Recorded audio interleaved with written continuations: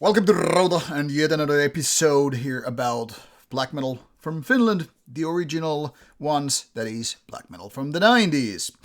Now in my previous episodes I've touched the early works and the earliest bands coming from Finland, then some little bigger ones, and then some other essential ones, you know how it goes.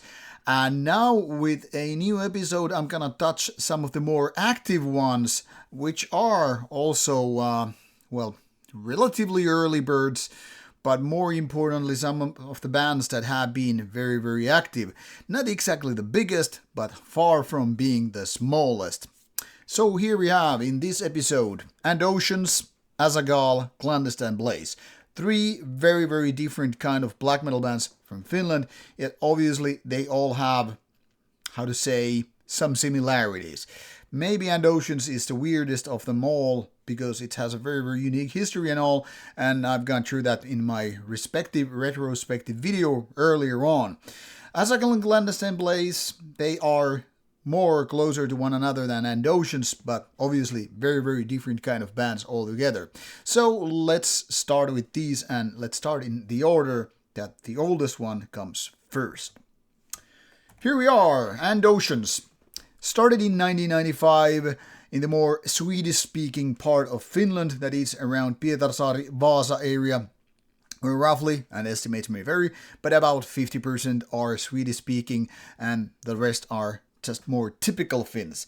And that is then again, this bilingual territory was very much reflected with the And Ocean style, because early on the band had Swedish and Finnish in their lyrical section, as well as English early on. Like mentioned, I've gone into more detail in the whole retrospective, so I'm not gonna recap it too much here. But what is worth mentioning is that this band started quite early on with their rather symphonic take on Finnish black metal scene, which is not that given. There are not too many bands, especially the bigger and more known ones that, decided to go very symphonic ways. Most of the Finnish band either went rather unique paths. I think bands like Behemoth or Archgoat going with their black death metal thing, and a lot of Finnish bands went more raw kind of stuff. So unlike Norway and Sweden, to that matter, which have a lot more melodic and polished and more melodic kind of symphonic bands, to And Oceans is almost like this weird guy in the room. That's not necessarily a bad thing, obviously, but it's more to point out that in so many ways And Oceans was and still is quite of a unique band. Not only with their symphonic take, they also incorporated quite quickly rather industrial take with their music. Later on the band disbanded, and it took quite a while for them to, get reunited, resurface, and now with a new lineup. So, early on, they had a couple of demos, the typical tale.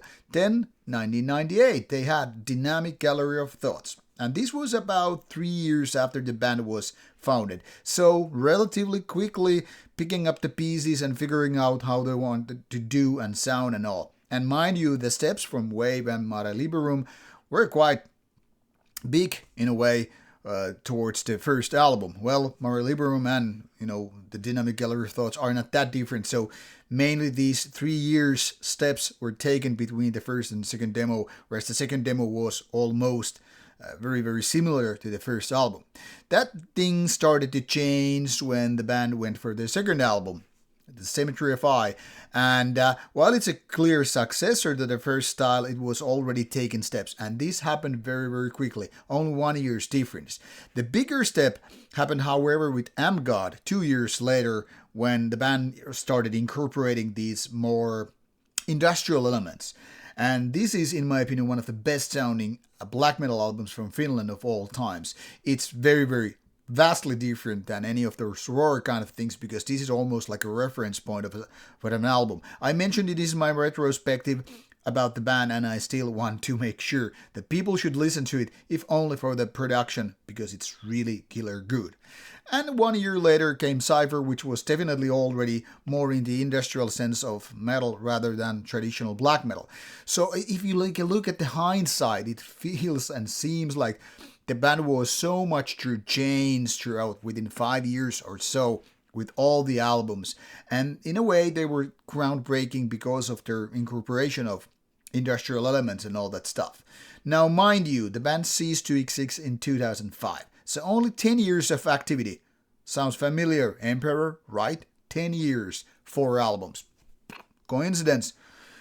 But anyway, it's funny to see that how both of these bands changed so quickly. What is also worth mentioning that both bands have history in death metal. Emperor guys had their own death metal past before starting to do their rather symphonic, very melodic, even orchestrated black metal. And Ocean's similar but different story. And after 2005, the band was no more. You got some random releases here and there, but obviously sometimes older material or recycled material comes out with rather delay. But 2019, suddenly there was this EP. Well, not exactly new material, but kind of showing that the band was back. And this is when I got to interview them for the first time and saw them after the reunion playing at Steelfest and all. Now, 1 year later, and now with the new vocalist came Cosmic World Mother, and a couple of years later, as in Goddess, so in Tombs. Both 2 albums are like coming back to form, basically is a successor to the Dynamic Gallery of Thoughts album. But in my opinion, this near era is better than some of their early works. Cypher remains still my favorite album of them, but like I said, it's almost like this weird kid for the weird kid in the room. So all in all, pretty interesting story. And now we already know, in case you've been following the news, that there is a new album coming out 2025 some point.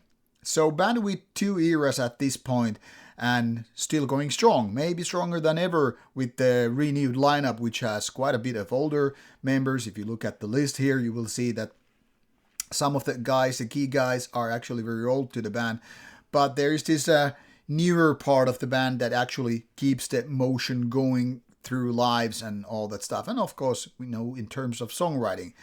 Past members, you have some interesting names here who have played in various other bands, like including True Black Dawn or Enochian Crescent or Throes of Dawn, and even bands like Rotten Sound. So there is a strong connection with the past and different scenes back in the days. In my opinion, And Oceans is a very, very interesting band and great guys. So what can I say? It's a band that everybody should know in case they want to know Finnish black metal to begin with. Different, but very, very essential band of the whole scene. Now, very different band comes from Hyvinkää, which has been one of the core smaller cities in the Finnish black metal scene. There are lots of bands coming from Hyvinkää, but usually it's mostly the same handful of people. And that's the curious part of it, because in the very core of things is this artist known as Narkuath, the very founder of band Azaghal. And as you can see, he has quite a few bands in his past, and some of them are very, very much overlapping with, Azaghal stuff. And, the band is nowadays very, very different in terms of lineup than it would used to be. If you look at the past member, you will see some more or less familiar names from the Finnish black metal underground, and especially the drummer, place has been very much changing. What started with Kalma or V Chaos early on was later on changed with a couple of other drummers, everybody staying in a few years in the band and then moving on. But also guitarist and vocalist have been changing, so there has been some changes. However, it's very curious that throughout their almost 40 releases this far, almost challenging mighty Horna with their rather colorful amount of releases, is that the band hasn't really changed much. And what is also curious is that even though they started mid-90s and after a couple of name changes became more active with Azaghal in 1998, Narkuath has always maintained the activity in the band, despite lineup changes and all those other challenges. Now, one can only wonder how they were able to make 12 full albums and a lot of EPs and compilations and splits, much like Horna, despite of all this. I would guess there is something similar in Narkuath's blood that there is with Shatrag running Horna. Their people can come in and out, of Horna and Azaghal lineups, but when it comes to Horna, Shatraug is the man who keeps the things in check, who makes the music and who makes sure Horna is there. And the similar thing is with Narkuath. he is the man that Azaghal will live or die with. Basically, you can just, everybody else can come and go, but Nargruath is the stone that everything else kind of, surrounds the stone in a way. So, what started early on with a couple of demos are something that you can totally at this point pretty much skip in case you're new to the band and start with any of the early works. These albums kind of showcase, much like Horna, the rather raw end of black metal. Nothing ultra primitive, but obviously, showing that the production wasn't that good. And while the music is, of course, in core, it was kind of evident that later on the band would more get its music to, say, more powerful levels with the more powerful production. But it took quite a bit of time because a lot of these early albums kind of went through with the rather raw takes. And while there was a little bit of say experimentations like clean vocals around the early 2000s, like with Goo EP and all, they were almost like folkier parts, which made you wonder why on earth Azaghal decided to try these ideas with this one. Maybe that's why there are these side projects that these entities kind of become their reason to went out other ideas which wouldn't that Azaghal compliant. In my opinion, however, while they failed around Codex Antitheus, it was a drop down from their earlier quality, they started picking up the pieces and making Azaghal even stronger later on. I would even go as far as to say that this era around Omega, or maybe even Lucifer in Valo, the Light of Lucifer, until pretty much the latest album is their strongest one. Around this era, Omega, Teraphim, Nemesis, maybe Modern Sonat, this is, in my opinion, where the band kind of peaked. Don't get me wrong, the past two albums, Valo Pohjoisesta, Alttarin on Luista tehty, they are quite good. And they do have the stronger, more powerful sound, more powerful production, all in all, not just guitars and drums, than the earlier works. And in my opinion, it kind of does the same trick as what did with Horna. Horna's production was quite much like Azaghal's for a lot of years. Kind of a raw, kind of a low end and all. And it was only the later years when the production jumped up like couple of steps really. So it was like almost like over one night, suddenly there was raw black metal no more, but more polished, more updated sound in a way. Some might say, yeah, it lost its spirit, but I think it's bullshit. In my opinion, black metal like this, where you have highly fast tempos and melodic parts and all that stuff, it makes just so much more sense that your production is backing up all those melodies. There are different bands when you go for the rawer sound, whereas this lo-fi or more primitive, homemade, homebrew production makes more sense. And that's what I'm going to talk about the next band. But Azaghal, all in all, pretty much maintained steady consistency with Horna. While Horna was a couple of years older, starting in 1993 and getting their albums before Azaghal, all in all, both of these bands have pretty much kept the same kind of pace with the albums. Horna has more EPs and splits, and as such, around 50 releases versus Azaghal's about 39 or so. But the amount of full albums is not that different, so there's the difference. Horn has more smaller releases and maybe more compilations as well. Didn't count the details because it goes beyond the scope of this video. But I would say if you like Horn, you're kind of bound to like Azaghal and vice versa. Both are coming from the same territory, which is super raw, but definitely more crude and grim rather than those bigger bands aiming for nicer, cleaner, more polished production. And despite of vocalist changes through Azaghal years, much like Horna, the band has been able to keep it momentum going on as well as the quality. In my opinion, the original vocalist Varjoherra did great job all in all with his raw voice. The clean parts never were my thing, but that's because in general don't really prefer clean vocals in black metal that much. You can have that as a seasoning, but nothing more. But in terms of rawness and all that stuff, I think he did great job. But then again, so does the new vocalist, so really can't bitch about it. In my opinion, actually, there are less changes with Azaghal vocal style than, for example, in Horna. Not that they have problems with it, it's just maybe more obvious with the style changing so much. But I keep comparing these bands to one another because their stories are not that different. In fact, if I would compare any band to Horna from Finland, I would say Azaghal is the closest, even if Sargeist has definitely some material which is very, very comparable to Horna's material. But that's because of Rauta's, music for both bands. All in all, Azaghal seems to be a little bit overlooked as a band. Maybe they never toured as much as Horna because, the difference in age and all is not that big. So both are coming from mid-90s, roughly give or take, and both have a vast amount of releases, and the style is roughly the same. So in my opinion, it's a little bit mystery, but I guess doing gigs or not doing gigs can be the biggest secret to that. Overall, Azaghal is one of the more solid bands. Maybe never did exactly great albums, but never failed bad either. So there is that. Go to take a look. More full retrospect with all the EPs and demo versions are gonna be included later on as I get to progress through them, not just full albums. Last and definitely not least, we have Clandestine Blaze from Lahti.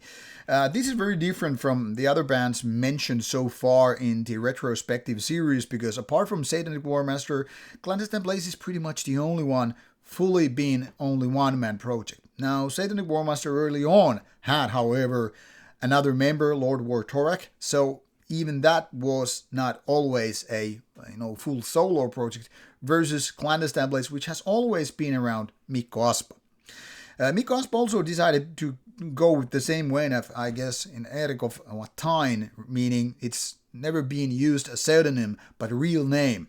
And this is a man of highest activity in Finland, I guess.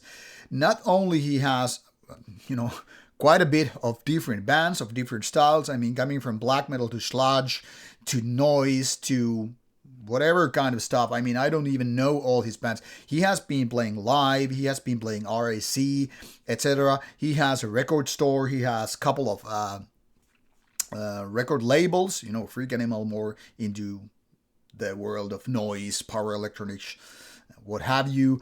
And then, of course, Northern Heritage, his own label, which has always been revolving around black metal.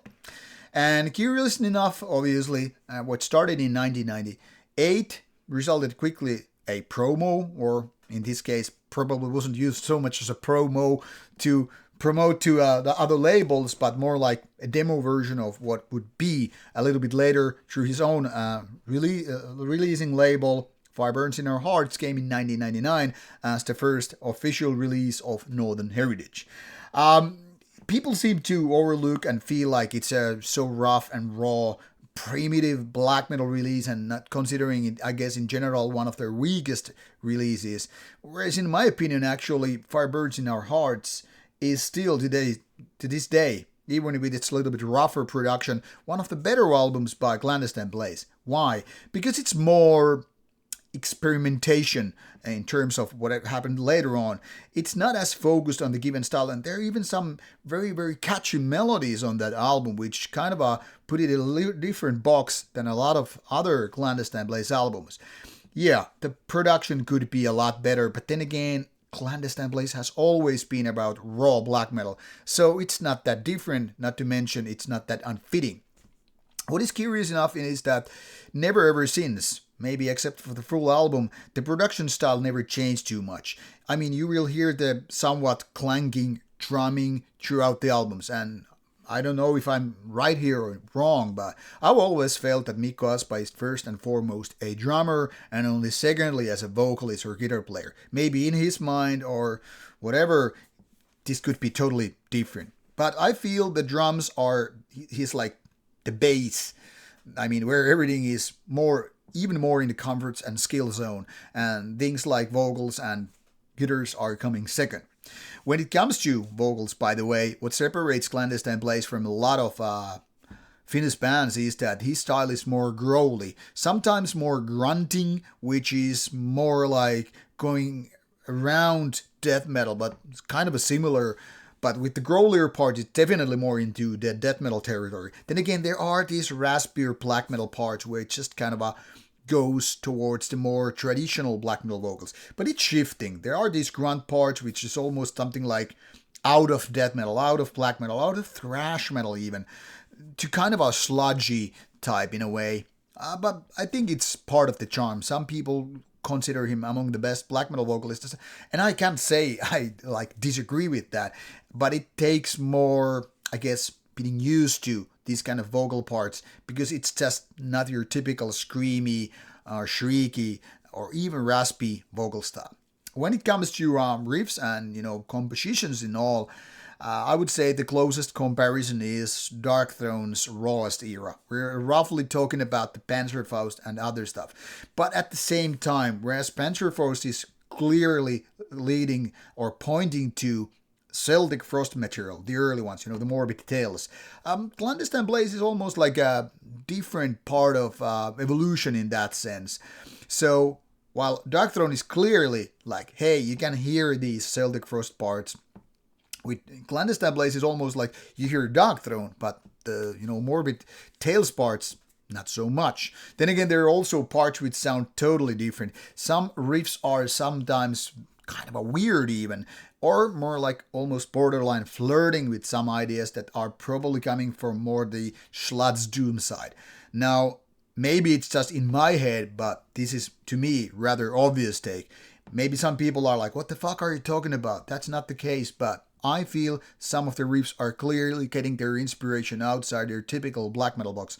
And it can't be a bad thing. Obviously, a lot of black metal bands should get their inspiration from bigger scope, not just, other black metal bands or otherwise it becomes just incestuous and you're recycling ideas that have been going on through the machine throughout the years. When talking about activity, like where I was talking about Azaghal and Horna, Clandestine Blaze has been very, very active throughout the years. Even though early years had more like demo, album, split, demo, kind of a full album thing, as you can see here early on, it later on became more focused in leaving those demos and splits behind. And as you can see, for past 20 years, there are hardly any splits or EPs. Sure, you have these compilations which are compilations made of older materials, but pretty much from 2004, excluding this one split, it has been just, album after album after album, past 15 years now. So it's been rather interesting that it's been almost like album every 2-3 years coming out. I mean, here you have it, 10, 12, 13, 15, 17, 18, 21, 23. So roughly every 2 years there comes a new Clandestine Blaze album. And there was this 4-year gap before. But before that, 2 years, 2 years, 2 years, 1 year. So you get the pattern here right. And of course, early on there were demos, even though band had clearly proceeded beyond the obvious demo phase. But sometimes, bands do interesting decisions and all. And of course, there are a couple of interesting splits, like with Deathspell Omega and, Satanic Warmaster. So there has been this releases bonding together with the band. And of course, many people started speculating that after this split with Clandestine Blaze and Deathspell Omega, Mikaspa became the Deathspell Omega's outer circle vocalist, never commenting on the band, but people were obviously like, hey, it's Mikaspa, even though it wasn't never kind of publicly announced. But that goes beyond the scope of this whole video. This is more about just Clandestine Blaze sounding very, very different than most of Finnish black metal bands. So when we are talking about the rawer sound of early Horna or Azaghal or a lot of other bands, Clandestine Blaze is clearly among the rawer ones, with the chosen style. Never went for, clean, polished production. And I don't think it would even, fit the whole thing. Surely the drums could be maybe more big studio like, but then again, maybe the contrast with that and guitars and bass and vocals would be just too much. So maybe it's obvious that Clandestine Blaze should keep going this path he has been doing for more than 25 years now. So all in all, a very, very stable, very consistent band, never going astray from the given style. And even though there are faster parts, there are also lots of those mid-tempo parts, meaning that if you like 1 or 2 albums of Clandestine Blaze, you're probably gonna like pretty much all of it. There are no big dips, even though I would say Delivers of Faith was a little bit disappointed after the strong start, and later on it started, coming better again. But there are a couple of albums which I don't own. For example, Tranquility of Death and, Deliverers of Faith, which are not that good in my opinion. Surely they're good, or at least decent, but not as great as some of the albums after those and some of the albums after that. But these are matters of taste, obviously. Everybody likes different albums and all that stuff. So this is not just like saying like these are the worst ones and these are the best ones. All in all, quite consistent throughout the years. No style changes, no major ups or downs, but always delivering you a solid album after one another. And also, what is curious is that Mick Cosper is a very smart guy. You might not agree with his politics or ideological points, but when you see his writings online, for example, through his record store Sarvilevyt, he always has very, very good observations about the scene, and this goes way beyond black metal, or beyond metal in general. And of course, he's known for, liking dirty, harsh music, so in case you're like prepping your good-sounding black metal demo, he might be saying like, okay, this is not my thing, I'm not going to release it, because it's probably not the kind of stuff he wants to. I witnessed this myself firsthand because I've got both through my own band's Nightside and the latest through his label, and maybe our newer stuff wouldn't be his cup of tea. I don't know actually. Anyway, goes beyond the scope once again. So here it is.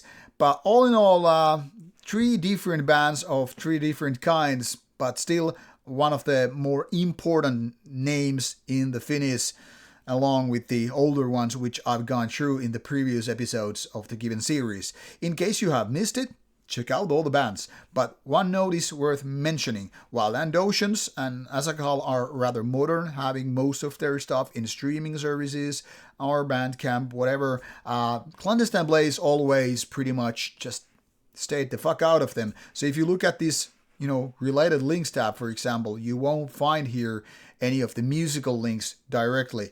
Well, MySpace is here, an exception. But the point here is, in case you want to hear Clandestine Blaze, you either go for the physical copies or then you just check out YouTube, because YouTube, everybody's anyway uploading the material right there with or without a permission from the given artist. So while it's not maybe official, yeah, there it is in case you want to listen to it. But this is the crudest of them all, so don't expect everybody to like it, whereas Oceans is clearly the most approachable of this trio. But they don't really have anything to do with one another except coming from Finland and being black metal, so there's that. Anyway, should you have comments or questions about the bands here in this episode or whatever, drop me a message and I'll get back to you. And like mentioned, Azaghal retrospective is coming out a little bit later, and Oceans retrospective is already out there. And also Azaghal and Oceans interviews are out there, so check them out, and I hope you enjoy. Take care.